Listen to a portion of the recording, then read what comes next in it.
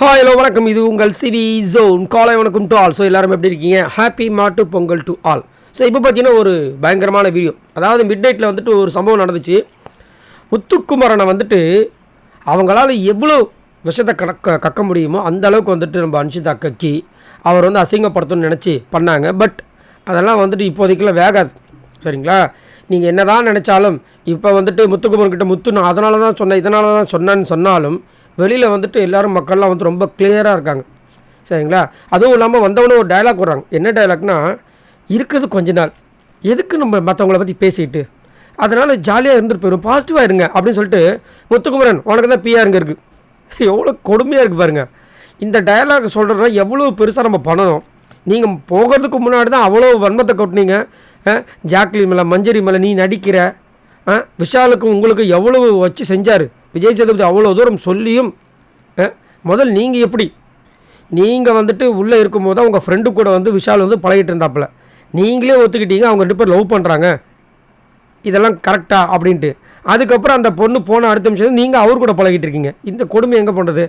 பழகிட்டு இருக்கீங்க, சரிங்களா? உடனே வந்து அவங்க நிறைய கமெண்ட்ஸில் அவங்க 2 பேரும் ஜஸ்ட் ஃப்ரெண்ட்ஸ் வி நோ அப்படி நம்பர் இருந்துச்சு.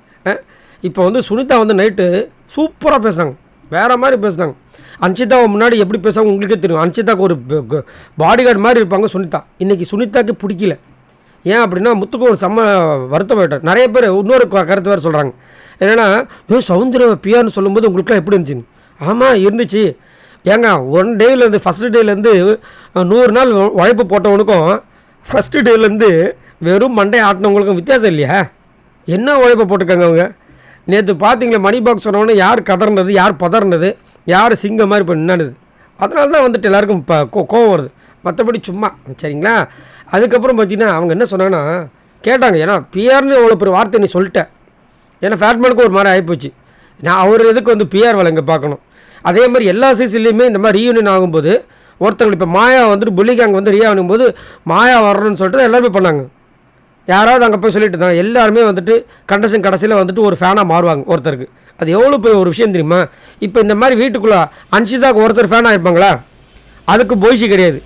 ஆனால் வந்துட்டு இவர் தன் உழைப்பாலையும் தன்னோட விஷயத்தாலையும் தன்னோட தன்னம்பிக்கையாலையும் தன்னோட பேச்சாலையும் இவ்வளோ ஃபேன்ஸை ஏர்ன் பண்ணது இல்லாமல் உள்ளே இருக்கிற கண்டஷன்ஸே தன்னோட ஃபேனாக மாற்றிருக்காங்க. எவ்வளோ பெரிய விஷயம்.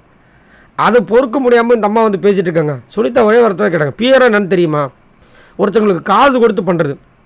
நாங்கள் யாரும் காசு வாங்கவே இல்லையே, நான் வாங்குறது பார்த்தியா நீ? எங்களுக்கு அவன் வின் பண்ணணும்னு தோணுது, அவன் பண்ணுற விஷயங்கள் அப்படி இருக்குது அப்படின்னு அந்த அம்மா, எனக்கு அப்படி தான் தோணுது, உனக்கு அப்படி தான் தோணும், பிஆர் என்னன்னு தெரியுமா முதல்ல அப்படின்னு கேட்டாங்க. இவங்க இல்லை திரும்ப அவங்க சொல்கிறாங்க, எனக்கு அப்படி தான் தோணுது. அவங்க அதுக்கு இவங்க அன்ஷிதா, அதாவது நீங்கள் ஒருத்தங்களையே தூக்கி இப்படியே பெருசாக சொல்கிறீங்க, ஒருத்தங்களை அப்படியே அடித்து கீழே இறக்கிறீங்க, அதனால எனக்கு கோபம் வருது, ஏன் பண்ணுறீங்க அப்படின்ற மாதிரி சொல்லும்போது இவங்க நாங்கள் என்ன அடித்து தூக்கணும் சொல்லு அப்படின்னா, அந்த பொண்ணு பாவம் உடஞ்சி போயிட்டாங்க. யார்? சௌந்தர்யா வந்து உடஞ்சி போயிட்டாங்களாம்.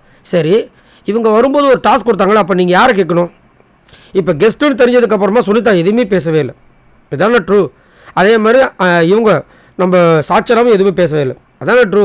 ஸோ அவங்களுக்கு ஒரு பெரிய ஆப்பர்ச்சுனிட்டி இருக்குன்ற மாதிரி ஒரு சொன்னதுனால இவங்க என்ன பண்ணுறாங்க, அங்கே இந்த மாதிரி விஷயங்களை பிஆர் வச்சு ஒரு சில பேர் வந்திருக்காங்க, அவங்கள முகத்திரை கிழிச்சு நான் வெளியே அனுப்பிச்சிட்டேன்னா அந்த இடத்து எனக்கு கிடச்சோன்னு சொல்லிட்டு அவங்க பண்ணாங்க. பட் அது ஒரு பெரிய ப்ராங்க்ன்றது அவங்களுக்கு தெரியாது. இவ்வளோ வந்துட்டு பாசிட்டிவ் ஸ்ப்ரெட் பண்ணுங்கன்னு சொல்கிற அன்ஷிதா கூட இருக்கிற பெஸ்ட்டு ஃப்ரெண்டாக இருக்கிற சுனிதாவை பற்றி இவங்களுக்கு தெரியல பாருங்கள். அதுலேயும் வந்துட்டு ஒன்று எல்லாத்தையும் சமமாக ட்ரீட் பண்ணுங்கள் அப்படின்போது அவங்க சொல்கிறாங்க, எங்களுக்கு நாங்கள் வரும்போது ஒரு டார்கெட் கொடுத்தாங்கடா, நாங்கள் டார்கெட்டோடு வந்திருக்கோம்ல.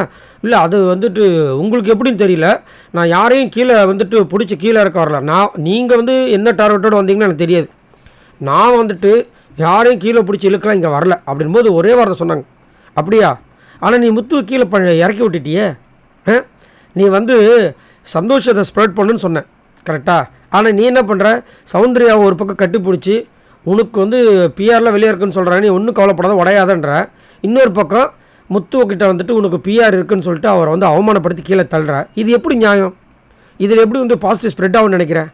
இல்லை நான் அவன்கிட்ட தனியாக பேசிட்டேன் அப்படின்ட்டு அனுப்பிச்சிதான். நீ தனியாக பேசினேன், ஆனால் சபையில் அவனை ரொம்ப அசிங்கப்படுத்திட்டியே அது அப்படின்போது, இல்லை எனக்கு வெளியில் அப்படி தான் தோணுச்சு. எதுக்கு? நீ முதல் கெஸ்ட்டாக தானே வந்திருக்க, கெஸ்ட்டாக வரும்போது எதுக்கு இவ்வளோ நெகட்டிவ் ஸ்ப்ரெட் பண்ணுற? நான் எப்போ கெஸ்ட்டாக எனக்கு தோணுச்சோ நான் ஒரு கண்டஸ்டன்ட் இல்லை, நான் ஒரு கெஸ்ட் அப்படின்னு தோணுச்சோம். அப்போத்துலேருந்து நான் சௌந்தர்யா பற்றியும் சாச்சனை பற்றி யாரை பற்றியும் ஜாக்லின் பற்றி யாரை பற்றி பேசுகிறதே இல்லையே, ஏன் நீ மட்டும் பண்ணுறேன் அப்படின்னு கேட்டாங்கப்பா. வேறு மாதிரி இருந்துச்சு. அதை இன்னொன்று ஒரு விஷயம் தெரியுங்களா, சுனிதாவே இவ்வளோ தூரம் சொன்னாலும் திரும்ப அதான் பண்ணுவாங்க. இவங்களாக இருந்தாலும் சரி, ஜெஃப்ரியாக இருந்தாலும் சரி, இன்னும் ஒரு சில பேர் வந்து மறைமுகமாக வந்துட்டு முத்துக்குமனுக்கு டார்ச்சர் கொடுத்துட்டு தான் இருக்காங்க. சரி, நீங்கள் உங்களோட கருத்து சொல்லுங்கள். இங்கே சுனிதா உண்மையிலேயே சூப்பரான ஒரு மெசேஜை அன்ஷிதா கொடுத்துருக்காங்க. இதை அன்ஷிதா எடுத்துப்பாங்களா? மறக்காமல் கமெண்ட்ஸ் பண்ணுங்கள். பாய் நண்பர்களே.